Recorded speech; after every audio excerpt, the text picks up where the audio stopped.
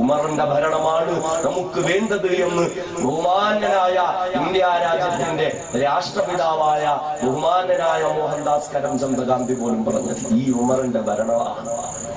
ആ ഉമർ നീതിയുടെ പടവാളായിരുന്നു. ഉമറുൽ ഫാറൂഖ് റളിയല്ലാഹു അൻഹുവിന്റെ ഭരണം എന്നൊക്കെ പറഞ്ഞാൽ ഒരു ജനകീയനായ ഭരണാധികാരിയായിരുന്നു ഉമർ റളിയല്ലാഹു അൻഹു. ജനകീയനായ ഭരണാധികാരി, വെറുതെ ഒന്നും ആയിരുന്നില്ല. ഉമറുൽ ഫാറൂഖ് റളിയല്ലാഹു അൻഹു ഇസ്ലാമിക ഖിലാഫത്തിന്റെ ഉത്തരവാദിത്തം ഏറ്റെടുത്തു. ഉമർ റളിയല്ലാഹു അൻഹു ഖലീഫയായി, പ്രസിഡന്റായി, പ്രധാനമന്ത്രിയായി ബൈഅത്ത് ചെയ്തു. ഉമറിന്റെ ഭരണം നടക്കുകയാണ്. ലോകമെങ്ങും ഉമറിന്റെ നീതി കീർത്തി കേൾക്കുകയാണ്. ഉമറിന്റെ പേര് ലോകമെങ്ങും പറയപ്പെടുകയാണ്. ഈ സമയത്താണ് അന്നത്തെ ഏറ്റവും വലിയ സാമ്രാജ്യ ശക്തികളായ കിസ്രയുടെ കൈസറിന്റെ കൊട്ടാരത്തിലെ 2 പ്രതിനിധികൾ ഉമറുൽ ഫാറൂഖിനെ കാണാൻ വരിക.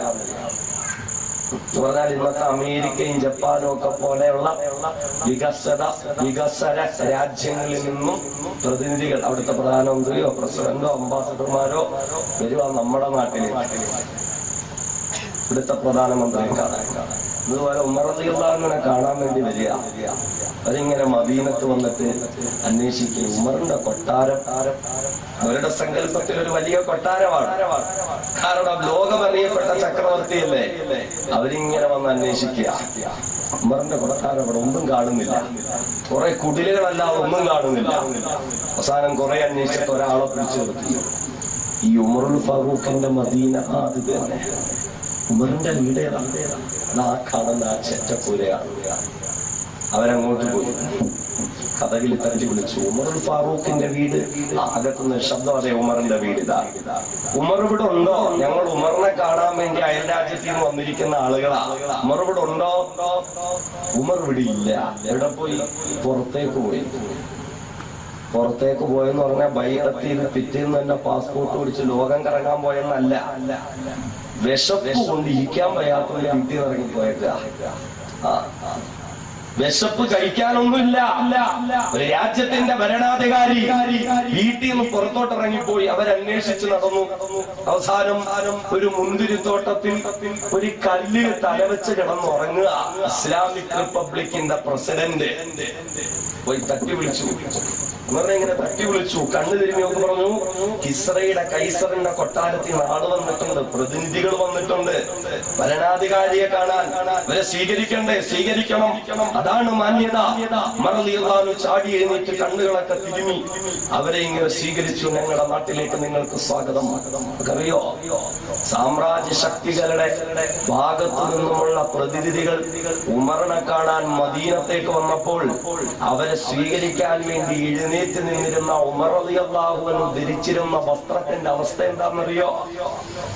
മുഴുനീളത്തിൽ ഇങ്ങനെ തന്റെ പേര് ഉമറുൽ ഫാറൂഖ് ബിൻ ഖത്താബ് എന്നും മുഴുനീളത്തിൽ തന്റെ പേരൊക്കെ എഴുതി വെച്ച 10 ലക്ഷത്തിന്റെ കോട്ട് ഇട്ടുകൊണ്ടല്ല ഉമർ അവരെ സ്വീകരിച്ചത്.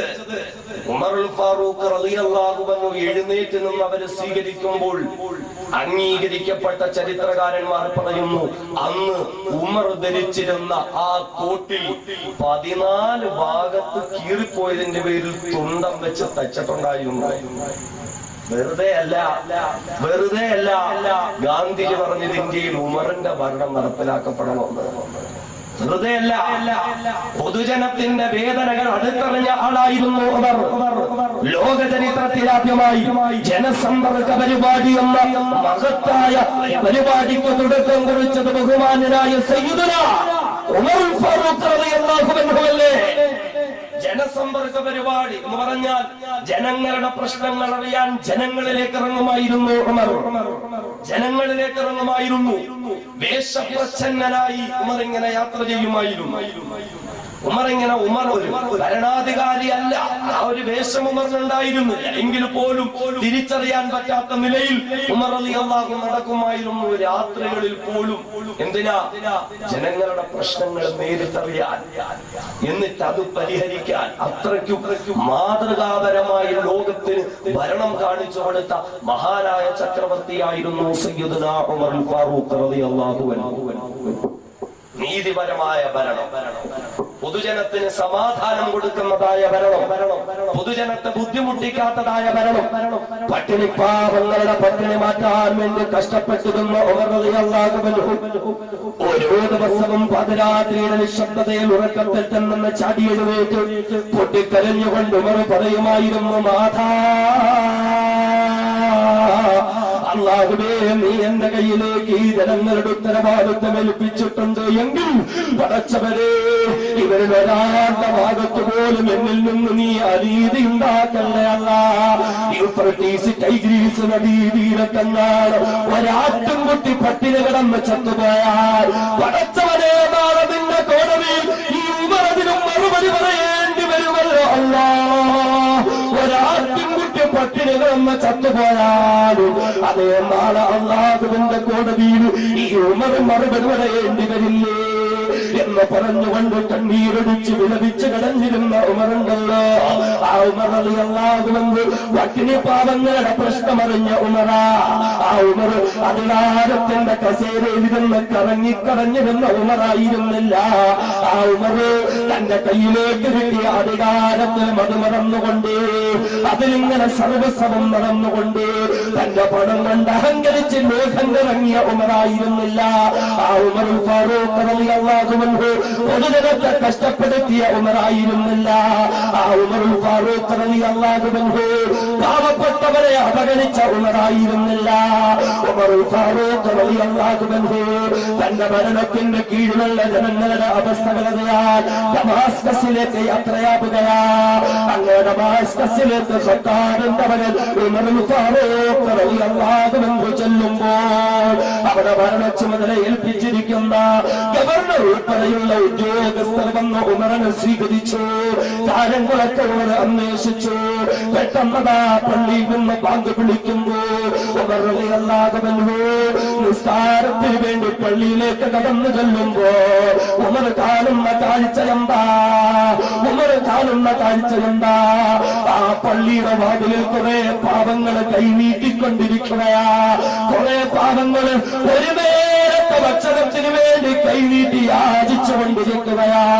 ദുർബാലനായ സയ്യിദുനാ ഉമറുൽ ഫാറൂഖ് റളിയല്ലാഹു അൻഹു ഉടൻ തന്നെ ഉത്തരവാദിത്തം ഏൽപ്പിക്കപ്പെട്ട ഗവർണറോട് ചോദിച്ചു, കാര്യമെന്താ?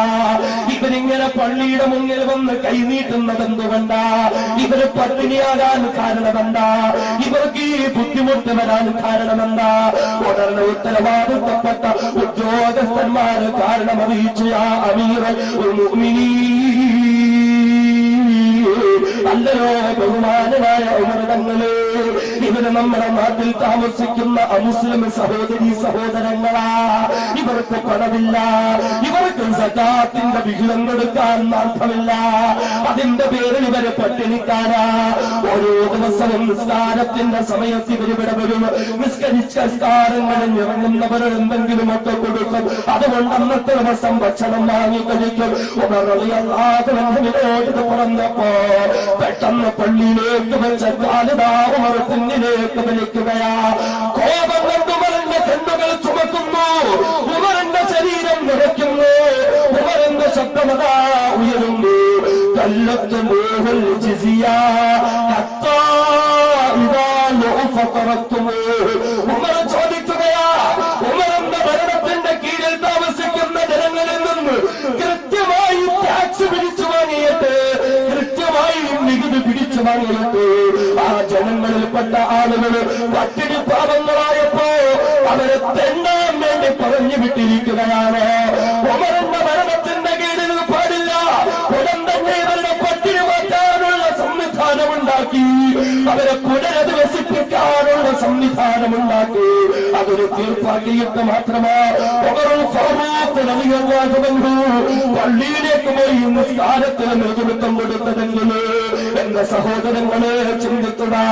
മരണപ്പെട്ടുപോയ പ്രിയപ്പെട്ട ഭാര്യയുടെ ശരീരവും തോളിലേക്ക് 12 കിലോമീറ്റർ നടന്നു പോകാൻ വിധിക്കപ്പെട്ട പാവപ്പെട്ട മനുഷ്യന്റെ മണ്ണിൽ നിന്ന് ഞാനും നിങ്ങളും ഇന്ന് സുഖലോലുമായ പറുദീസയിൽ വിരാജിക്കുമ്പോ എന്റെ പ്രിയപ്പെട്ട സഹോദരങ്ങളെ, സ്വന്തം മകന്റെ കൺമുന്നിൽ വെച്ച് 80 വയസ്സായ വൃദ്ധയുടെ ശരീരത്തിൽ കൂലിപ്പണിക്കാർ ചാക്കിനുള്ളിലാക്കുന്നതിന് വേണ്ടി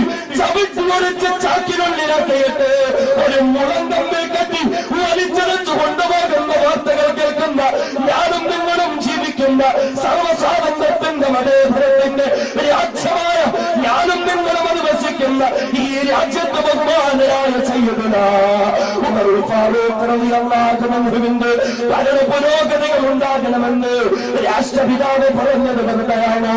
കാരണം ഉമർ പാവങ്ങളുടെ ഭരണാധികാരിയാ, ഉമർ ജനകീയനായ ഭരണാധികാരിയാ, ഉമർ പാവങ്ങളുടെ പ്രശ്നമറിഞ്ഞ ഭരണാധികാരിയാ. ആ ഉമറുൽ ഫാറൂഖ് റളിയല്ലാഹു അൻഹു അധികാര കസേരയിൽ ഇരിക്കുമ്പോൾ ഒരിക്കൽ പോലും മുന്തിയ ഭക്ഷണം കഴിച്ചിട്ടില്ല, മുന്തിയ ഭക്ഷണം കഴിക്കാൻ തയ്യാറായിട്ടില്ല.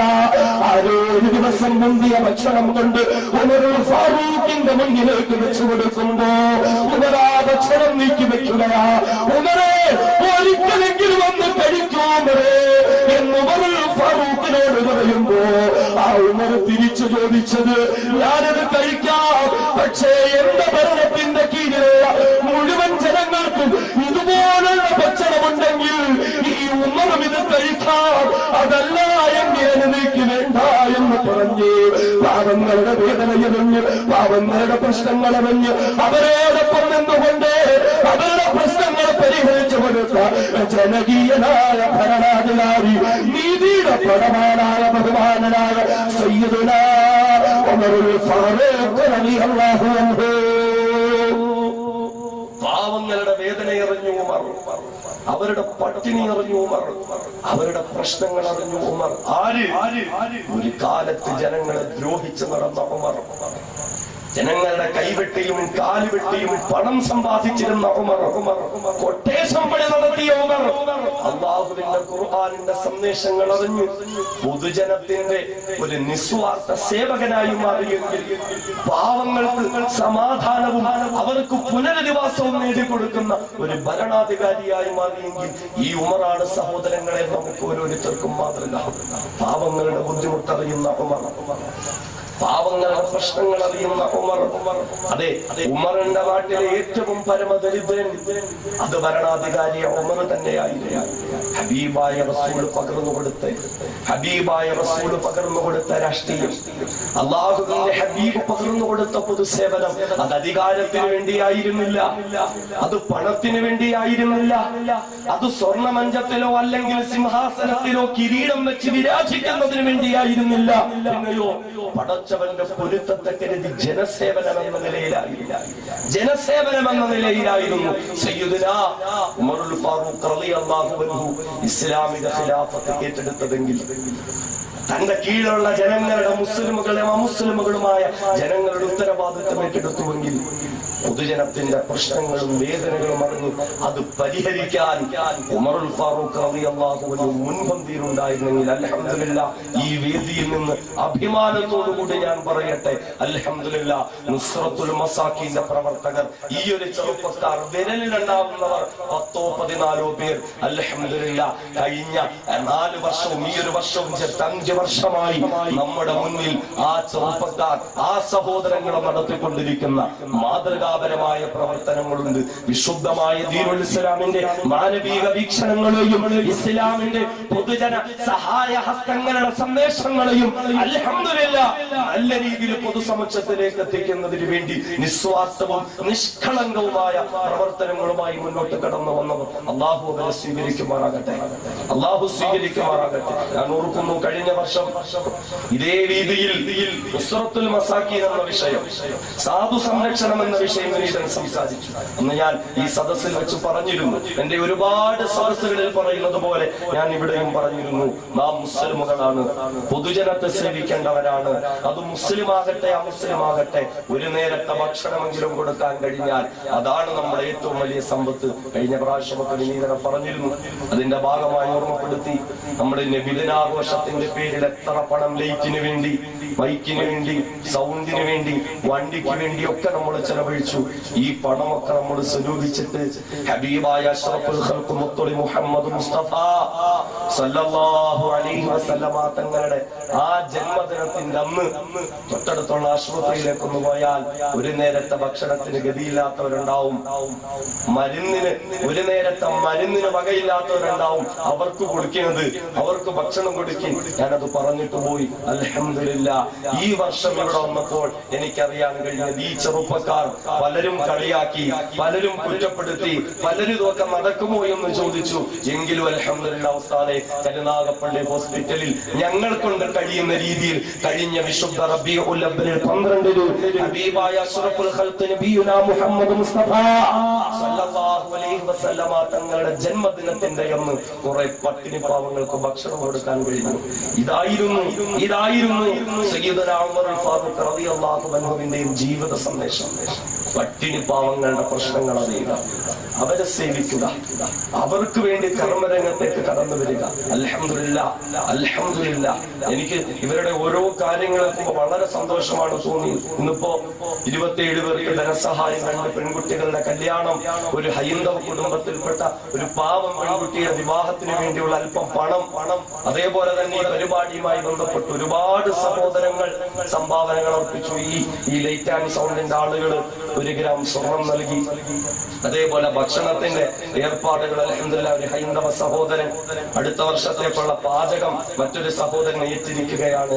ഇതൊക്കെയാണ് സഹോദരങ്ങളെ കാലഘട്ടത്തിന് ആവശ്യം. വർഗീയതയുടെ പേര് പറഞ്ഞ്, മതത്തിന്റെ പേര് പറഞ്ഞ്, കന്നുകാലികളുടെ പേര് പറഞ്ഞ്, മനുഷ്യത്വത്തിന്റെ വിലയെന്നറിയാതെ മരവിച്ച മനസ്സുകളുമായി ജീവിക്കുന്ന ഇരുകാലികൾക്കിടയിൽ ഈ മാനവികതയുടെ സന്ദേശമാണ് ഉയർത്തിപ്പിടിക്കാൻ നമുക്ക് കഴിയേണ്ടത്. മനുഷ്യനെ മനുഷ്യനായി കാണാൻ നമുക്ക് കഴിയണം.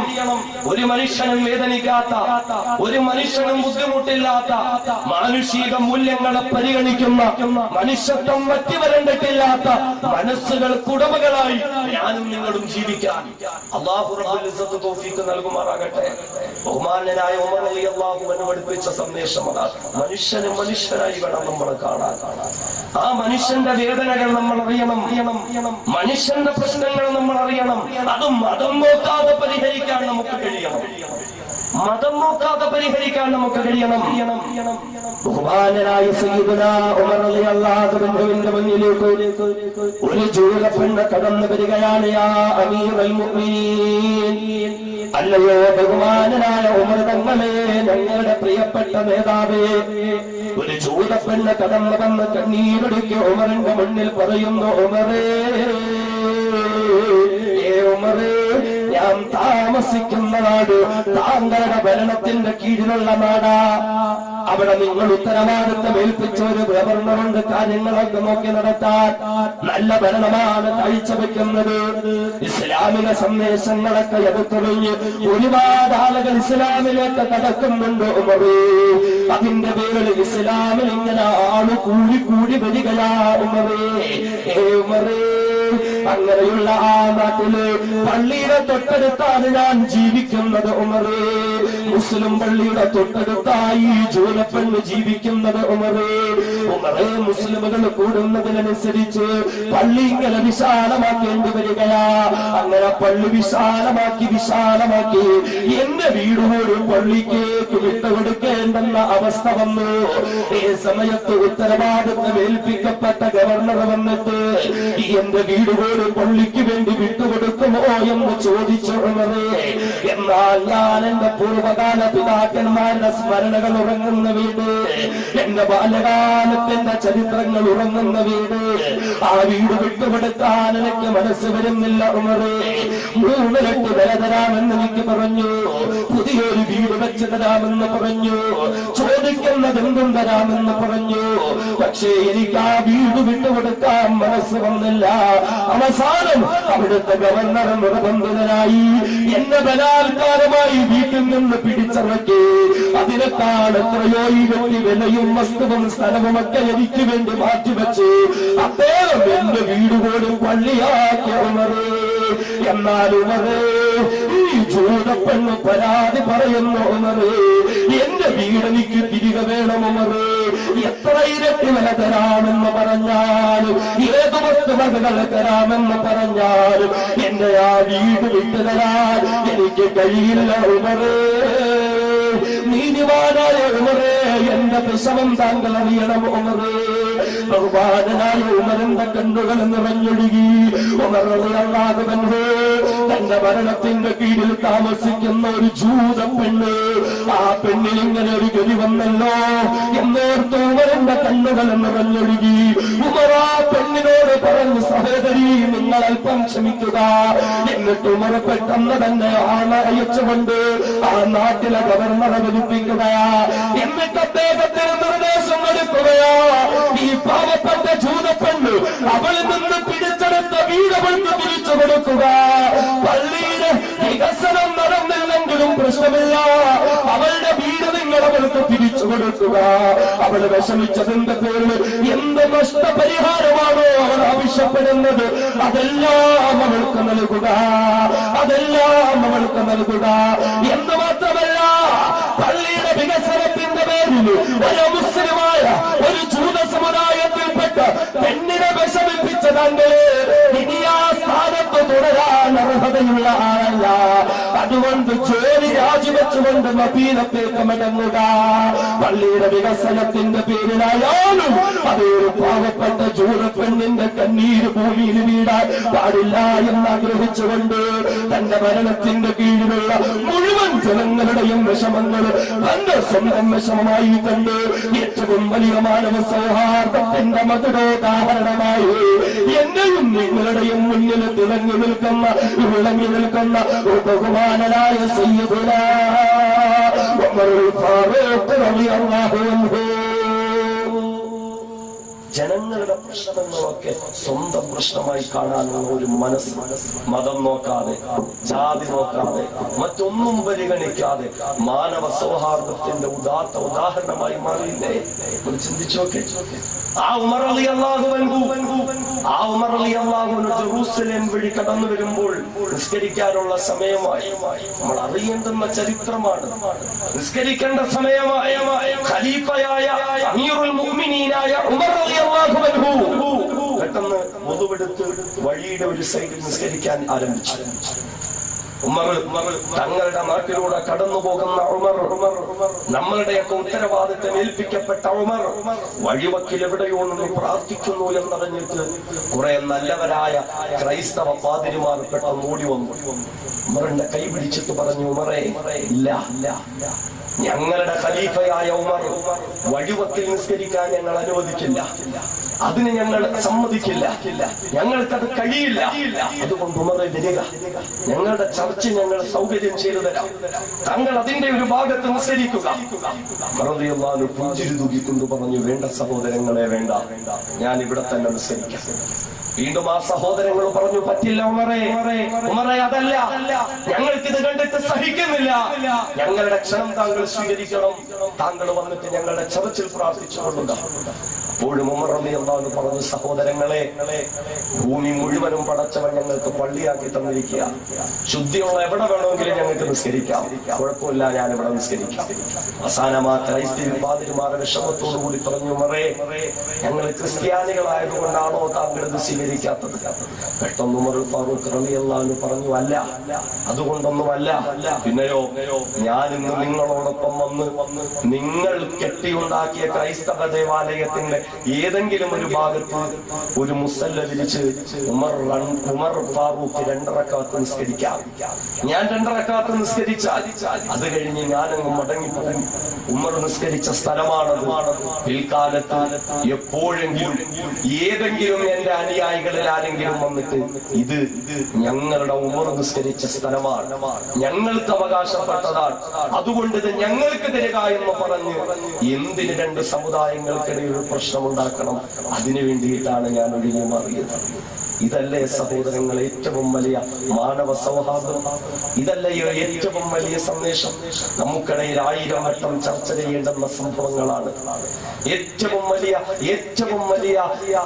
സ്നേഹത്തിന്റെയും സൗഹാർദ്ദത്തിന്റെയും ചരിത്രങ്ങളാണ്. ഈ ചരിത്രങ്ങളൊക്കെ നമ്മൾ മറന്നു. അതെ, കേരളത്തിന്റെ മണ്ണിൽ, ഇന്ത്യയുടെ മണ്ണിൽ ഒരു കാലഘട്ടം ഉണ്ടായിരുന്നു. തൊട്ടടുത്ത വീട്ടിൽ, ആമിനായുടെ വീട്ടിൽ ഭക്ഷണം പാചകം ചെയ്യാൻ ഒരുങ്ങുമ്പോൾ ഒരു ഗ്ലാസ് അരിയുടെ കുറവ് വന്നാൽ പെട്ടെന്ന് തന്നെ ആമിന ഓടുന്നത് തൊട്ടടുത്തുള്ള ഓമനയുടെ വീട്ടിലേക്ക് ഒരു ഗ്ലാസ് അരി വാങ്ങാൻ. അത് സ്നേഹത്തിന്റെ കാലമായിരുന്നു, അത് സൗഹാർദ്ദത്തിന്റെ കാലമായിരുന്നു, അത് മനുഷ്യനെ തിരിച്ചറിയുന്ന കാലമായിരുന്നു. പക്ഷെ ഇന്ന് ആ കാലം മാറി. തൊട്ടടുത്ത് കിടക്കുന്ന ഓമന പട്ടിണിയിൽ കിടന്നാലും തൊട്ടുപുറം കിടക്കുന്ന ആമിന തിരിഞ്ഞു നോക്കാത്ത നമുക്കിടയിൽ ഏതോ ചില ക്ഷുദ്രശക്തികൾ വർഗീയതയുടെ മതിലുകൾ കെട്ടിക്കൊണ്ടാക്കിയ മാനവ സൗഹാർദ്ദം എന്തെന്ന തിരിച്ചറിവില്ലാത്ത വൃത്തികെട്ട നിമിഷങ്ങളിലേക്ക് നമ്മൾ കടന്നുപോയെങ്കിൽ ഈ അവസ്ഥകൾക്ക് മാറ്റം വരണം. രാഷ്ട്രീയം മുതലെടുപ്പിന് വേണ്ടി എന്റെയും നിങ്ങളുടെയും ഇടയിൽ വർഗീയതയുടെ ചിന്തകളിട്ട് തന്ന, വർഗീയതയുടെ ചർച്ചകളിട്ട് തന്ന കശ്മലന്മാർക്ക് നമുക്ക് കൊടുക്കാനുള്ള ഏറ്റവും നല്ല മറുപടി സൗഹാർദ്ദത്തിന്റെ സന്ദേശം തന്നെയാണ്. അൽഹംദുലില്ലാഹ്, ഒരു മുസ്ലിം പള്ളിയിൽ വെച്ച് നടന്ന നിക്കാഹിന്, 2 മുസ്ലിം പെൺകുട്ടികൾക്ക് നടത്തിക്കൊടുത്ത നിക്കാഹിന് ഒരു ഹൈന്ദവ സഹോദരൻ ഭക്ഷണം ഒരുക്കി കൊടുത്ത ഏറ്റവും വലിയ മാനവ സൗഹാർദ്ദം. ഒരു ഹൈന്ദവ കുടുംബത്തിന് പണമില്ലാത്തതിന്റെ പേരിൽ വിവാഹ ജീവിതം നയിക്കാൻ കഴിയാതെ പോയ പാവപ്പെട്ട സഹോദരിക്ക് അതെ പണം കൊടുത്തുകൊണ്ട് സഹായിക്കുന്ന ഏറ്റവും നല്ല മാനവ സൗഹാർദ്ദത്തിന്റെ സന്ദേശം ഇത് നമുക്കിടയിൽ ചർച്ച ചെയ്യപ്പെടണം, ഇത് നമുക്കിടയിൽ നിലനിൽക്കപ്പെടണം, ഇതെല്ലാ കാലത്തും നമുക്കിടയിൽ ഉണ്ടാകണം. അൽഹംദുലില്ലാഹ്, അൽഹംദുലില്ലാഹ്. പടച്ചവൻ സ്വീകരിക്കുമാറാകട്ടെ, അള്ളാഹു അർഹമായ പ്രതിഫലം തരുമാറാകട്ടെ. അതുകൊണ്ട് സഹോദരങ്ങളെ, ആ ഒരു വലിയ സന്ദേശങ്ങളിലേക്ക് നമ്മൾ തമ്മിൽ തല്ലേണ്ടുന്നവരല്ല, കുഴപ്പമുണ്ടാക്കേണ്ടുന്നവരല്ല, തെറി വിളിക്കേണ്ടവരല്ല, പൊതുനിരത്തിൽ പേപ്പട്ടികളെ തല്ലുന്നത് പോലെ തമ്മിൽ തല്ലി മരിക്കേണ്ടുന്നവരല്ല. നമ്മുടെ മുൻഗാമികൾക്കൊരു ചരിത്രമുണ്ട്. നാം ഇന്ന് സ്വാതന്ത്ര്യത്തോടുകൂടി അധിവസിക്കുന്ന ഇന്ത്യ രാജ്യത്തിൽ സ്വാതന്ത്ര്യമില്ലാതെ, അവകാശങ്ങളില്ലാതെ ജനങ്ങളെല്ലാം നട്ടം തിരിഞ്ഞിരുന്ന സന്ദർഭത്തിൽ, ആ സന്ദർഭത്തിൽ ഇന്ത്യ രാജ്യത്തിന് വിമോചനം നൽകണമെന്ന ആഗ്രഹത്തിൽ ഈ രാജ്യത്തിന്റെ സ്വാതന്ത്ര്യാങ്കണത്തിലേക്ക് ചാടി പുറപ്പെട്ട നമ്മുടെ മുൻഗാമികളുണ്ട്.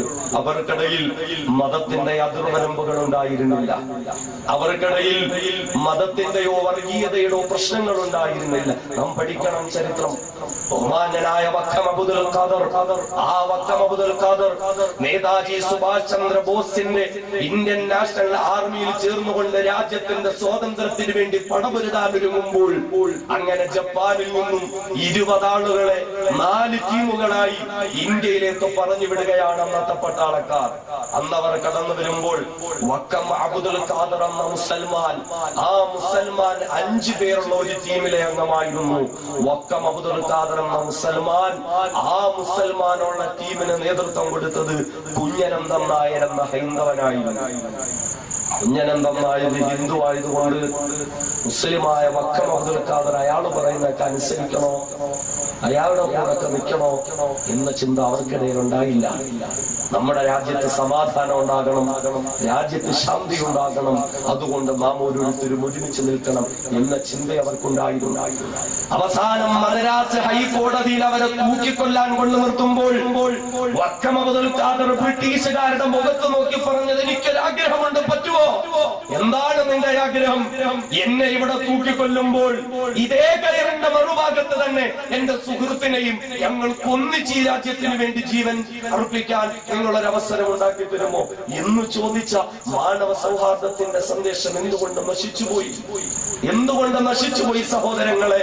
നാം അറിയണം, പണ്ഡിറ്റ് രാംപ്രസാദ് എന്ന ഹൈന്ദവനും ഷഹീദ് അഷ്ഫഖുല്ലാ ഖാൻ എന്ന മുസൽമാനും ചേർന്ന് ഈ രാജ്യത്തിന് വേണ്ടി നടത്തിയതായ ചരിത്രങ്ങൾ അവർണ്ണനീയമാണ്. പണ്ഡിറ്റ് രാംപ്രസാദ് ഒരു ഹൈന്ദവനായിരുന്നു, അഷ്ഫഖുല്ലാ ഖാൻ ഒരു മുസൽമാനായിരുന്നു.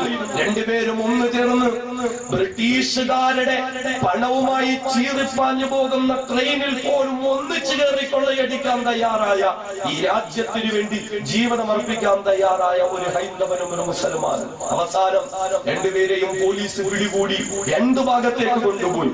അഷ്ഫഖുല്ലാ ഖാനെ ഫൈസാബാദിലേക്ക് കൊണ്ടുപോയി, രാംപ്രസാദിനെ ഗോരഖ്പൂരിലേക്ക് കൊണ്ടുപോയി. ഒരേ ദിവസം ഒരേ സമയം രണ്ടുപേരെയും തൂക്കിക്കൊല്ലാൻ വിധിച്ചു. ഷഹീദ് അഷ്ഫഖുല്ലാ ഖാൻ കൊലക്കയറിന്റെ മുന്നിലേക്ക് വന്ന കൊലക്കയറ് പിടിച്ചതിലേക്ക് മുത്തം കൊടുത്തിട്ട് പറഞ്ഞു, പടച്ചവനെ നിനക്കറിയാം ഞാൻ ഈ രാജ്യത്ത് ചെയ്തത് എന്താണ് എന്ന്. നിന്റെ പൊരുത്തത്തെ കരുതി, നിന്റെ തൃപ്തിയെ കരുതി ഈ രാജ്യത്തുള്ള സർവ്വ മനുഷ്യർക്കും സമാധാനം ഉണ്ടാകാനാണ് ഞാൻ പോരാടിയത്. അതുകൊണ്ട് നിന്റെ തൃപ്തി എനിക്കുണ്ടാകണമെന്ന് പറഞ്ഞ് കെലിമത്ത് തൗഹീദ് ഉച്ചരിച്ചുകൊണ്ട് ബഹുമാനനായ ഷഹീദ് അഷ്ഫഖുല്ലാ ഖാൻ പടച്ചവനിലേക്ക് യാത്രയായി.